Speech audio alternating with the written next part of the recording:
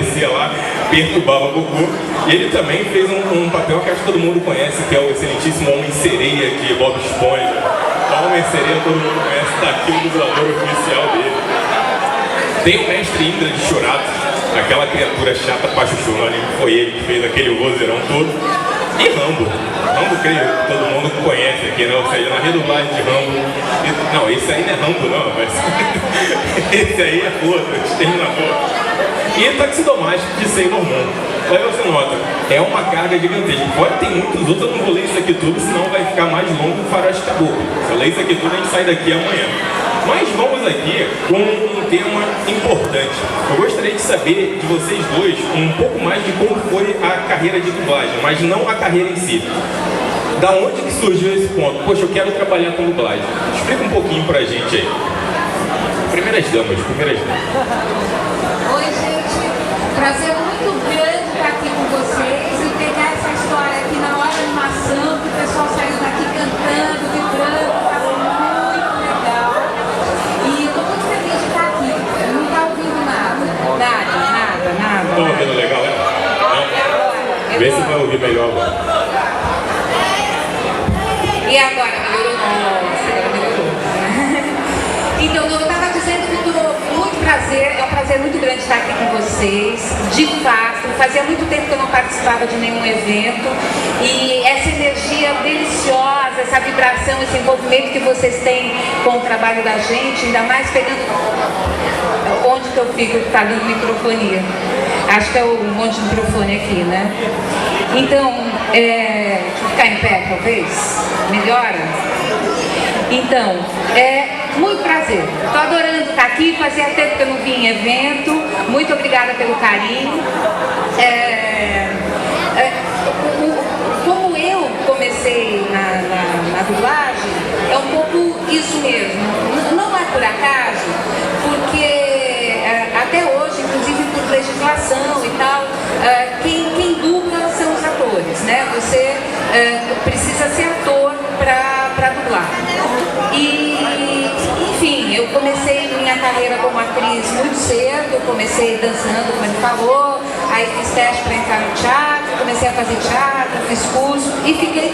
E a dublagem veio para mim por causa da dublagem do teatro. Eu fazia o espetáculo do Maurício de Souza, fiz durante um bom tempo e a partir dali eu fiz um teste para fazer a voz da Mônica, eu comecei a fazer a voz da Mônica durante um tempo, fiquei fazendo só ela e a voz da mãe da Mônica, depois lá mesmo eu faço outras vozes lá hoje, além da Mônica, da mãe da Mônica, faço várias mães, faço a mãe de Cebolinha, faço a mãe de Chico Bento, faço outros personagens lá também, faço o Primo da Cidade.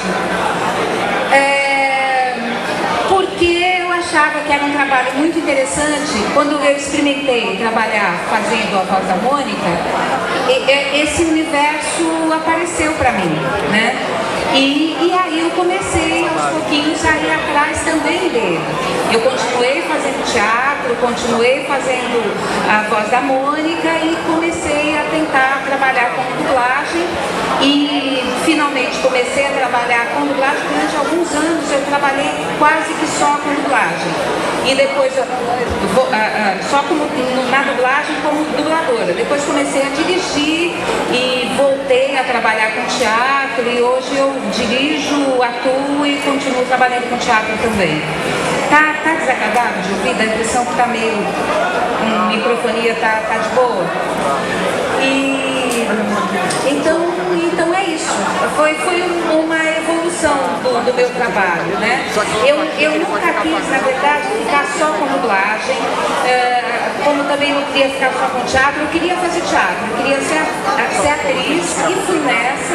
E trabalhei só como atriz no teatro durante muito tempo, e dançando também. E depois, quando a dublagem me apareceu, eu adorei, me dediquei a ela durante muito tempo.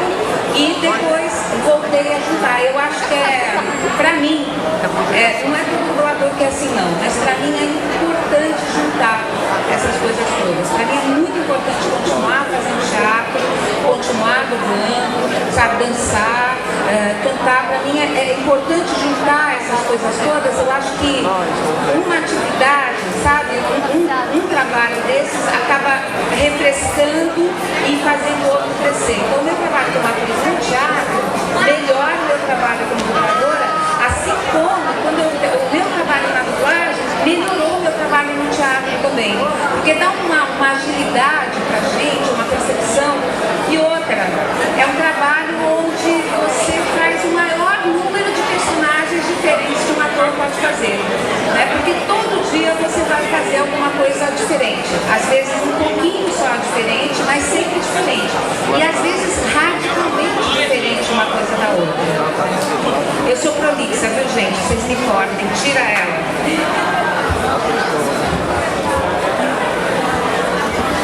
Alô, boa tarde a todos. Meu nome é Cassius Romero. Estou muito feliz de estar aqui com vocês. Quando eu comecei, na verdade, a história foi muito engraçada, porque eu estava desempregado, eu já tinha o DRT como ator. E aí eu liguei para um amigo meu no telefone e o cara falou: cara, você tem um vozeirão, você podia trabalhar com rádio, fazer locução, coisa parecida. Aí eu falei pro cara: será que podia mesmo? E aí eu fui, coincidentemente, naquela época, saiu um classificado que precisava de gente para trabalhar com dublagem, para fazer estágio na empresa Alamo. Foi aí que eu comecei, eu fui fazer o estágio, na sexta-feira, na segunda-feira eu já estava começando a trabalhar. Esse foi o meu começo. Foi uma história muito engraçada, mas foi uma história de vida que eu não imaginava que eu fosse chegar onde eu cheguei. E eu acredito que a Marli também, tudo foi meio sem querer. Eu acho que o começo da gente é tudo meio sem querer. Não imaginava que eu fosse conseguir fazer o Stallone e todos os outros personagens que eu já fiz. A minha intenção era fazer desenho animado, mais desenho animado do que o vozeirão e tal. Tanto é que o último personagem que eu estou fazendo agora, que é o Transformers, eu fui chamado para fazer o Grimlock. É um cara que é um caminhão que ele vira: opa, e aí, beleza? Eu tô aí, legal. Ele é um destrambelhado, na verdade ele não tem modo de veículo, ele é um débil mental, mas é um cara muito bacana e promete ser um personagem bacana da série do Transformers. E outras coisas que eu venho fazendo ao longo desses 25 anos, eu acho. Na verdade, a gente tem graças a vocês todos aqui e outras tantas pessoas também, como ele, que conhece de cabo a rabo o nosso histórico, é que nós podemos estar aqui. O sucesso, nosso sucesso, só é validado a partir do momento que vocês realmente são os nossos grandes e maravilhosos telespectadores que estão ali, que nos ajudam, que não só são fãs, que gostam realmente do que a gente apresenta, do que a gente imprime na televisão. Então eu acho que o que mais importa pra gente é essa felicidade, essa contemplação, essa admiração, essa pesquisa e essa paixão que a gente tem pela dublagem. Se não houvessem vocês, a dublagem não existiria, definitivamente. Graças ao telespectador, nós recebemos críticas diariamente, nós estamos tentando fazer sempre o nosso melhor trabalho, e não importa se é no Rio de Janeiro ou se é São Paulo, a gente está lutando todos os dias para melhorar a qualidade da dublagem, melhorar cada vez mais. É isso aí. Só fazer um adicional aqui que eu escutei aqui do canto, é que é a dubladora da Serena e Taquitomásio. Eles não são casados. É que eu escutei aqui do lado: eles são casados. Então antes de eu faço essa pergunta, não são casados um com o outro, tá? Então não é isso. Mas vamos aqui, já que o tema é historicamente, vamos voltar um pouquinho no tempo e falar de Sailor Moon, da primeira temporada que passou aqui no Brasil. Quem assistiu na Manchete? Quem o pai encrencava de assistir? Quem o pai não deixava assistir? Aí agora eu quero ver a pergunta mais difícil.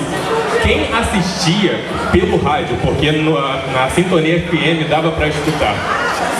Então pouquíssimo, mas dava para fazer isso. Ou seja, tinha como você, entre aspas, assistir pelo rádio. Aí pra você ver, anime antigamente na televisão já era difícil de passar, mas a Manchete ela foi uma grande empresa que trouxe isso ao Brasil. E uma das vantagens é que eu li as entrevistas de vocês dois, ou seja, eles tinham um contato direto com os fãs na época. Tanto que o Baroli, que fazia direção lá na Manchete, ele escutava muito fãs, imprensa e tudo mais. Então o público influenciava muito. Aí eu quero saber de vocês, a influência do público ajuda, mas até determinado ponto, correto? Porque se só escutar a opinião das pessoas, muitas vezes pode atrapalhar também, correto? Gostaria de saber de vocês até onde vai a influência do público na opinião. Porque muitas vezes o público vai impor uma coisa, mas não a maioria. Tem aquela minoria que se acha a maioria que vai falar: eu quero Schwarzenegger sendo dublado pelo Luciano Huck. Aí vai e bota o Luciano Huck para dublar Schwarzenegger. Até onde vai a opinião do fã?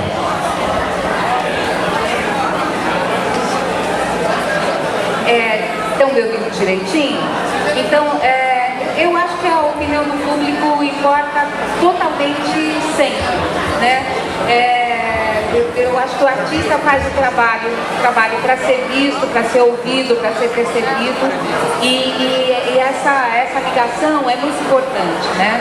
Eu vejo que aqui também, assim, abrindo um parênteses, né, eu me sinto sempre que eu venho entre artistas também, porque eu percebo que todos compartilham dessa fantasia e usam dela para manifestar o seu lado artístico também, né?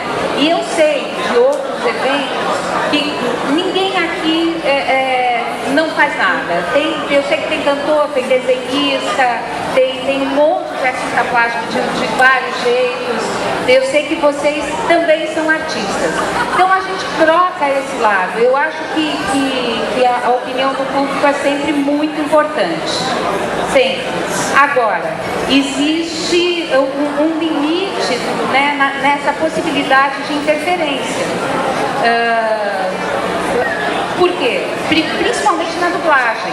Porque qual é a função do trabalho da dublagem? É trazer aquela obra que já está pronta, outros artistas já criaram, ela está pronta, trazê-la para o nosso idioma, né? O mais fielmente possível ao que ela era. Mesmo que às vezes, quer dizer, há casos em que o dublador mudou um pouco a voz original, mas mesmo quando muda a voz original, a intenção é revelar o espírito daquele personagem no nosso idioma. Então o ponto de partida é sempre esse, né?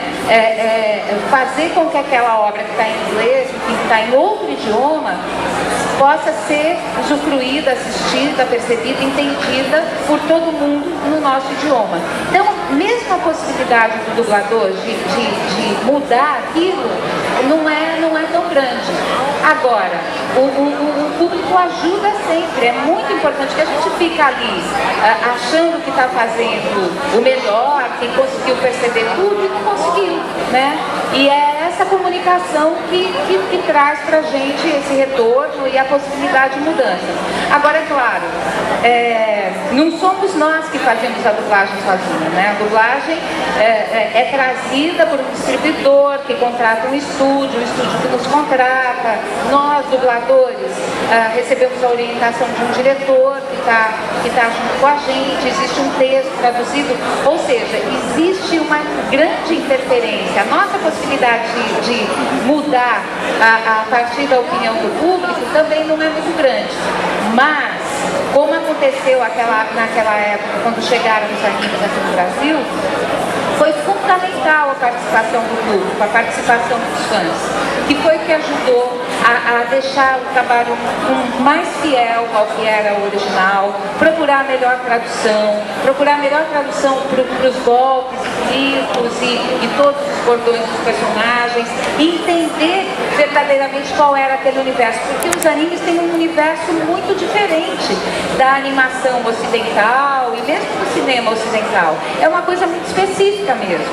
E quando chegou para ser trabalhada do mesmo jeito que qualquer outro formato, que qualquer outro cinema.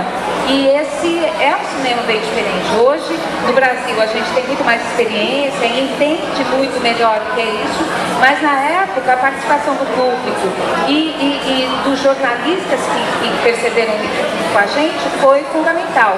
No entanto, só para terminar, eu sei que a gente não conseguiu chegar à perfeição não, mas muito é por causa disso. A gente não está lá sozinho, tem uma porção de interesses que estão jogando junto. E até por causa desses interesses é super importante que o público comente, participe, critique, sugira, né, e esteja ali atento.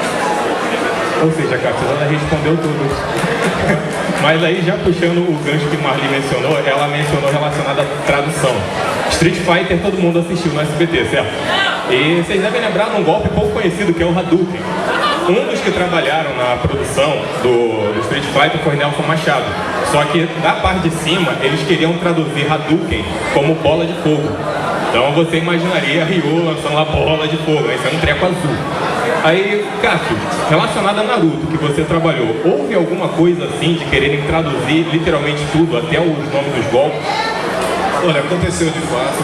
Eu peguei o final do anterior, o Shippuden, né, que é o anterior. Peguei o finzinho da direção e eu venho fazendo o Pakun no Naruto. Aconteceu uma frase que foi meio idealizada ali entre o diretor naquele momento que eu achei prudente para colocar, porque o Pakun é um cachorro ranzinza, bravo, né? Não tem nada a ver comigo, absolutamente nada a ver, mas o cara pedia, então eu coloquei uma brincadeira lá e pedi pro Robson Kumodio, que é o diretor agora do Shippuden, e ele falou assim: Cássio, coloca, eu acho que os fãs vão gostar. E aí eu chamei o Naruto pela primeira vez de cabelo de espiga de milho. Falei: ô garoto, sai daí, cabelo de espiga de milho, vamos lá resolver aquele problema agora. E aí foi sensacional, eu acho que vai pro ar dessa maneira.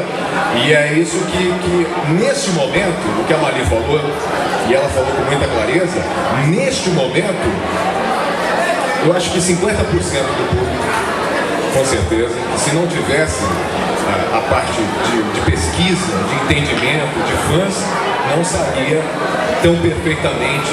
Tanto é que o Robson e a Úrsula estudam isso diretamente, né? Quase todos os dias a respeito do Naruto, né? Eu faço o Shed também, só que o Shed no Bleach não tem muita coisa, ele não fala muita coisa, ele só mais reage. Mas sempre que posso, eu coloco uma brincadeira, porque ele pede, muitas vezes ele pede. Então isso também é adaptação de texto. A adaptação de texto tem que ser colocada. Isso também ajuda os fãs e o entendimento, claro que não se perca o entendimento naquele momento, ajuda também o desenrolar da história. É muito importante. Um exemplo até é o próprio Yu Yu Hakusho, que o Yu Yu Hakusho, se você assistir o original com a legenda original e o nacional, você vai ver que, tipo, jamais no Japão eles iam falar eu tô maluco. Que, pra quem não era nascido na época, era um funk antigo que a letra era sensacional, era eu tô maluco, acabou a música. E eles botaram essa letra no anime. E ficou uma coisa bem brasileira, né? Ficou um anime nacional. Então muitas vezes a direção de dublagem tem essas ideias de colocar algumas coisas e sempre escutando o que o público tem a falar. Mas lembrando, o público ele sempre vai falar por parte da grande maioria, porque eu acho que uma das piores coisas que inventaram foi o Facebook.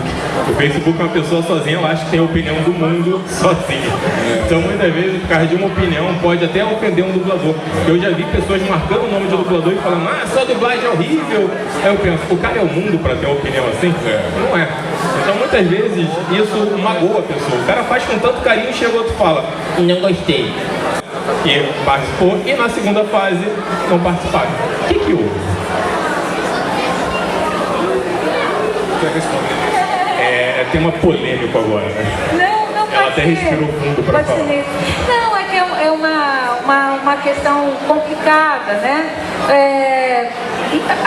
Hoje em dia, tem quase todos os títulos, não sei se quase todos os títulos, mas tem muitos títulos que estão sendo dublados, né? A dublagem se fortaleceu, enfim, os distribuidores perceberam que o público gosta de filme dublado, gosta do dublado, então estão dublando cada vez mais.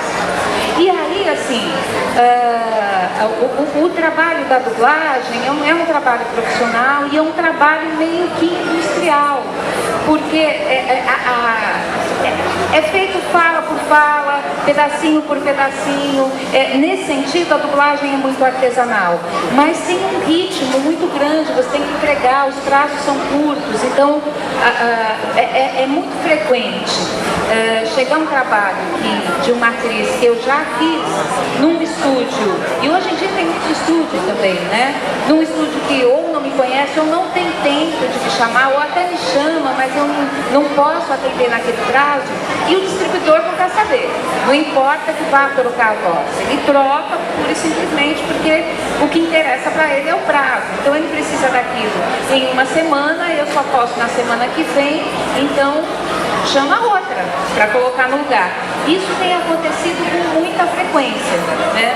Se é para colocar a culpa em alguém, essa culpa seria do distribuidor principalmente, porque, enfim, ele não presta atenção a essas coisas, não está nem aí. O que interessa é ele ter o filme dublado naquele tempo que ele quis, né? E é bem arbitrário esse tempo. Cada vez mais a gente tem menos tempo para fazer um filme. Enfim, naquela época aconteceu uma coisa parecida.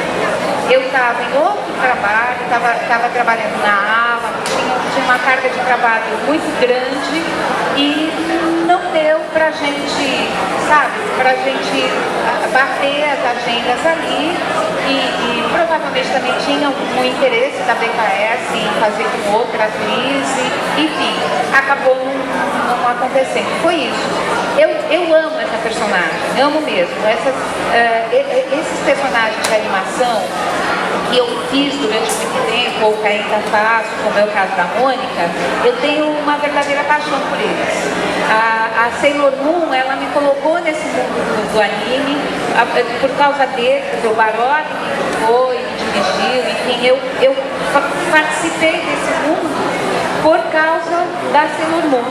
Foi a primeira que me trouxe outras que eu amei também. Então, não foi por desapego ou porque eu não estava ligando de não fazer. Não foi possível.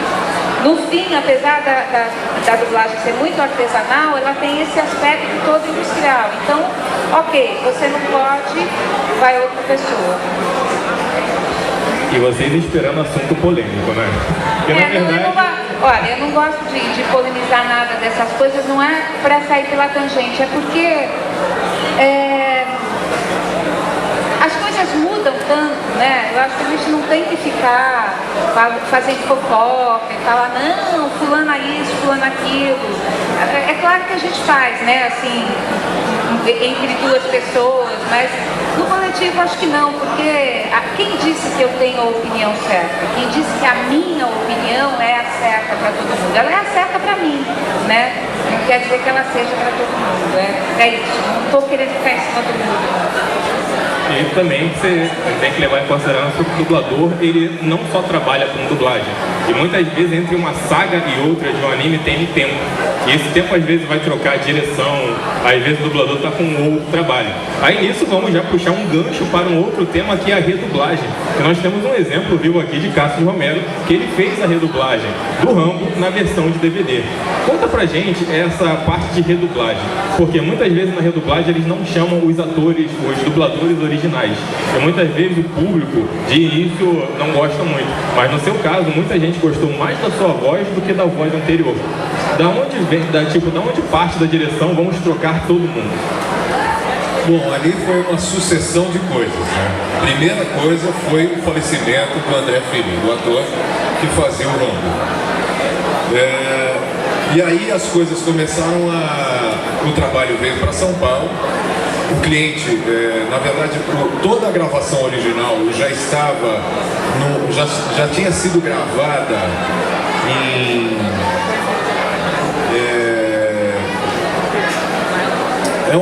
É uma gravação antiga, ela já tinha passado, o copião já estava gasto, eles tinham que regravar.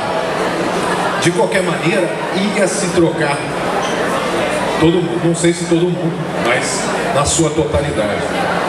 Na época eu estava fazendo alguns outros personagens e tal, já tinha feito o Dolph Lundgren, e aí o trabalho estava em São Paulo. E aí o cliente sugeriu que eu fizesse, eu já tinha me ouvido lá no Dolph Lundgren, sugeriu que eu fizesse o Stallone no Rambo 1, Rambo 2, Rambo 3. E essa foi um dos motivos, né? Um dos motivos. É o ótimo já tinha gasto, já tinha sido gasto. Então, no caso do Rambo, foi isso que aconteceu. Aí depois eu fiz Condenação Brutal com ele, e aí fui fazendo uns outros, acabei fazendo também o Exterminador 1 e o Exterminador 2 também para DVD. Enfim, Foi vários motivos que aconteceram. Na verdade, eu não queria nem ter feito nenhum. Sério, porque é um peso muito grande. Você associar a voz do André Filho, a voz do Garcia Júnior, e você vai lá e assumir essa postura, é muito complicado. Depois liguei, falei com o Garcia falou, né, Cássio, não tem problema. O meu indo pra TV tá ótimo. Foi essa brincadeira. Mas eu acho que foi um dos motivos, com certeza, foi esse. Aí agora sim nós vamos para um assunto polêmico, mas não da parte deles, mas uma coisa que chega justamente para nós, que é o público final, que é justamente a censura. Porque grandes obras, filmes e até alguns animes, muitas vezes quando você pensa que o personagem vai falar aquele palavrão que você espera tanto, o cara fala, ah, seu bobo! Aí você pensa, poxa, não é assim no original. Droga! Que droga! Olha os tiras! Ou seja, ninguém no Brasil chama a polícia de tira. Eu te dou um chute no traseiro. Nunca vi ninguém fazendo isso. E isso não parte muitas vezes do dublador. Não é o dublador que é, não, eu não posso porque minha mãe vai ver eu xingando.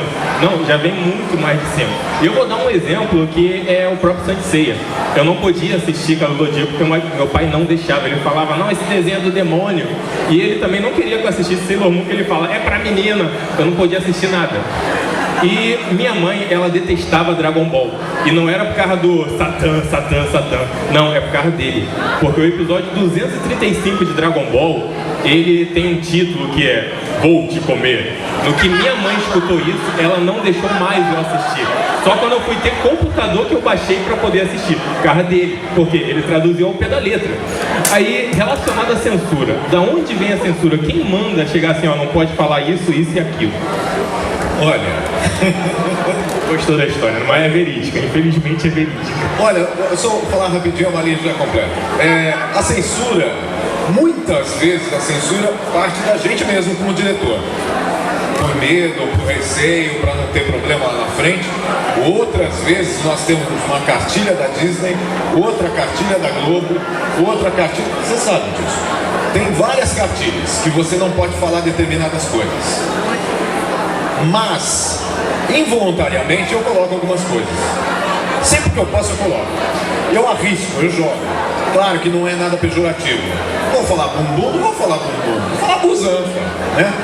Fiofó. Vou brincar com isso. É fato. Agora, não vou falar traseiro. Traseiro não dá. Droga não dá. Certo não dá. Certo? Ninguém fala certo, né? Eu acho que tem umas coisas que a gente tem que mudar. A gente tenta. A Mali também é outra que tenta. Coitadinha, sofre, mas tenta. O que acontece? Num momento como esse, eu dirigindo a série do Dragon Ball, me aparece o Majin Buu, e aí o cara, eu vou te comer, eu vou te comer, eu vou te comer, eu vou te comer. Eu vou te comer, põe aí, vou te comer. Ué, o que eu ia falar? Eu vou te lamber? Não, lamber também não. Eu vou te cheirar? Não, também não. Não dá. Eu vou te chupar? Vou te chupar. Ia ser pior, né? Coloca aí o Wellington. Aí o Wellington colocou e aí foi. Tanto é que quando eu fazia no Dragon Ball, o Dai Kaioshin, o velhinho, tem uma hora que ele começa a cantar e ele fala nada com nada. Eu não sei se vocês já ouviram aquela cena que ele fica treinando. Eu coloquei tanta bobagem naquele miolo.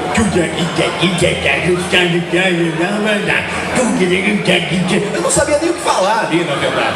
E fui gravando, e foi ótimo isso. Eu ia colocar tanto palavrão pra mandar, mas aí os caras, o diretor, pô, tu não deixa. Cássio, você... E o diretor era eu, aí eu quase não dormia à noite. Basicamente é isso. É isso mesmo, quer dizer, a gente tem cartilhas mesmo. Primeiro que é difícil, né? Realmente é difícil você traduzir de um modo bem legal, assim, fiel, criativo, que faça com que o espectador aqui tenha a mesma experiência que o espectador lá no Japão teve no idioma dele, né? Que a gente consiga trazer. Tradução é uma coisa muito difícil de fazer mesmo. A gente recebe, então essas decisões que são tomadas pelos tradutores já são difíceis. A gente, quando chega, a gente recebe o texto já traduzido no estúdio, chega pra gente já traduzido, e principalmente o diretor, ele procura fazer mais adequações ali, para deixar aquele texto mais fluente, de um jeito melhor de ser interpretado, que seja mais próximo ao nosso universo, sem se distanciar do universo original. No caso dos animes, principalmente, de novo, eu reforço a importância da participação de vocês, porque tudo isso é feito muito mais rápido do que deveria. Então, muitas vezes, a pressa, né, a urgência, o prazo, a data de entrega, faz com que você não pesquise tanto para encontrar o nome certo que deveria ser colocado ali, né, o equivalente em português para traduzir exatamente o que foi dito lá no japonês. Então, isso acontece, existe dificuldade mesmo, né, para você chegar numa tradução perfeita de qualquer texto, inclusive do texto dramatúrgico, não é fácil. Agora, a gente tem uma porção de cartilhas. A cartilha das emissoras da TV aberta, principalmente, obedece à facilidade de colocação na grade. Então, por mais que aquele filme tenha palavrões, eles não deixam você colocar palavrões porque vai atrapalhar a liberação da faixa etária. E aí, assim, pode ser que eles coloquem aquele filme às 10 da noite, mas pode ser que eles queiram colocar na sessão da tarde, pode ser que eles queiram colocar depois do Faustão. Enfim, eles procuram dublar de tal forma que eles têm uma flexibilidade grande de colocação daquele filme nas variadas faixas etárias. E principalmente os distribuidores, a gente não tem essa liberdade. O que a gente tem é isso. Quanto mais criativo é o diretor e o ator, tenta deixar isso mais fluente, mais interessante ou mais engraçado, no caso de uma comédia, né? Mas se a gente recebe um filme, um desenho da Nickelodeon, tem uma Bíblia, se é da Disney tem outra Bíblia, se é da Fox tem outra Bíblia, e são diferentes. Uns querem que você use um português absolutamente correto, o outro não quer que você use mesmo quando é preciso. Uns não deixam você falar em Deus, outros você não deixa falar a palavra Deus, ou Jeová, ou whatever. Você não pode nomear Deus. E às vezes não, sempre no original você ouve oh Jesus, oh my God. Mas na distribuição para o mundo, não sei porque eles não deixam. Então assim, a gente trabalha principalmente para TV. Mesmo quando vai para DVD, ele vai para TV também. O distribuidor está dublando também para TV. E aí a gente tem toda essa censura, que é uma censura de ideologia do distribuidor e de facilidade da emissora, para ela ter uma abrangência maior. Não importa que a pessoa esteja nua, se ela não está falando nem palavrão, eles vão colocar durante a tarde o ponto acabou. É isso que eles querem. A gente é muito limitado de mudar. A gente nunca vai conseguir nunca. Até hoje, jamais a gente conseguiu chegar nem perto de todos os palavrões ou de todas as expressões diferentes que são usadas no original. E já nós vamos abrir espaço para vocês fazerem as perguntas, mas agora eu fiquei curioso como é que deveria ser a cartilha do filme Trovão Tropical. Quem assistiu esse filme deve saber que é um filme que tipo, tem um pouquinho palavrão, né? E aquele seriado que passa no SBT que eu esqueço o nome de vampiro, que é triste, alguma coisa, aquele ali também é palavrão pra tudo que é canto, ou seja, é onde o cara tem é o dia dele desestressar. Hoje eu vou xingar todo mundo, vou imaginar a pessoa que eu não gosto na minha frente e vou largar o dedo no palavrão. Aí... A HBO, só pra, assim, uma exceção, né? Que é o contrário. A HBO, séries como Spartacus, por exemplo, ou Spartacus, né? Tem outras séries também, no Tremê. Eu dirigi uma série muito interessante que era deles, que era o Tremê, que também tinha bastante palavrão. E às vezes, porque é diferente, né? O peso das palavras e dos palavrões de um idioma para outro é diferente. Você não podia deixar de colocar um palavrão, por mais que você já tinha dito porra, você já tinha que colocar. Voltava, não, você não falou esse porra. E aí você tinha que falar. É muito louco, gente. É bem doido esse negócio. Essa porra, puta que pariu, caralho, vai se fuder todo mundo. Que isso? Ele falou o nome de Pokémon, então não foi palavrão. Aí vamos agora. Tá liberando. Aí, saindo dos palavrões que tem criança aqui no palco, vamos aqui a uma outra coisa que é justamente a questão da leitura labial. Porque cada trabalho é um trabalho, mas, por exemplo, um trabalho em inglês, um desenho animado e uma novela mexicana. Qual seria o mais difícil, assim, de fazer a questão da leitura labial?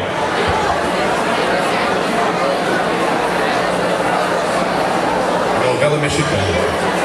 A novela mexicana, tipo, muitas vezes a pessoa pensa que é porque está mais próximo do português, é mais fácil, mas é justamente o contrário, né?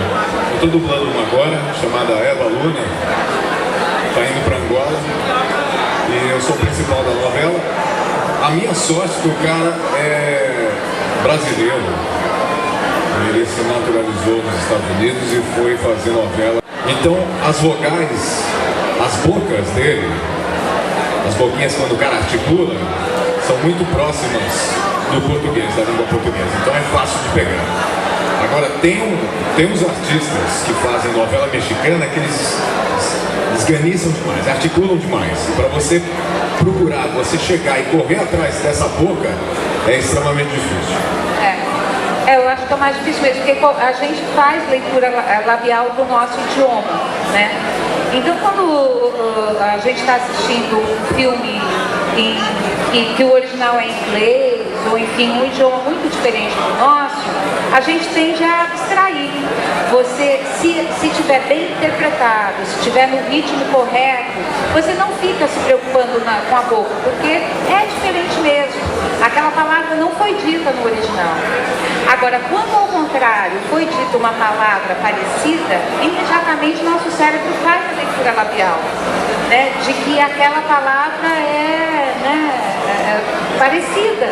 E a gente vai com a nossa em português, que é só parecida, não é aquela palavra, imediatamente dá a impressão que está fora de si. E fora dados culturais da língua mesmo, né? Ou do gênero. Novela mexicana é um gênero em que os atores são muito histriônicos, né? Então eles são over, eles super interpretam aquilo, uma raiva, chorando, muito puxado. Coisa que não pertence à nossa cultura. As nossas novelas não são assim, a nossa expressão não é assim. O português falado no Brasil é um idioma que é doce, né? Ele é muito aberto, mas é doce.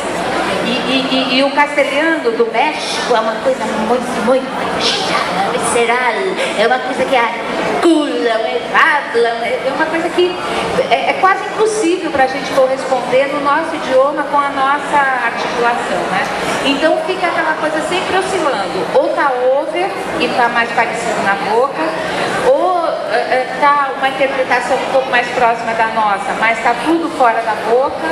É bem difícil. Eu acho que o mais difícil que tem para dublar é dublar idiomas parecidos com o nosso, tipo espanhol, e principalmente esses gêneros, que são muito diferentes, né? Como novela mexicana, que é muito diferente do que a gente faz aqui.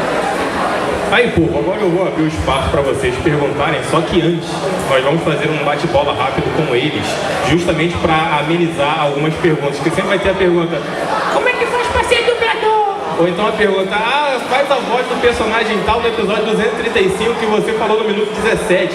Eles são seres humanos, eles não vão lembrar exatamente. Eu lembro do episódio 235 porque foi um episódio marcante. A sandália da minha mãe cantou as minhas nádegas, no meu traseiro, busanfa, esses nomes aí. Então, vamos fazer um bate-bola rápido, ou seja, alternando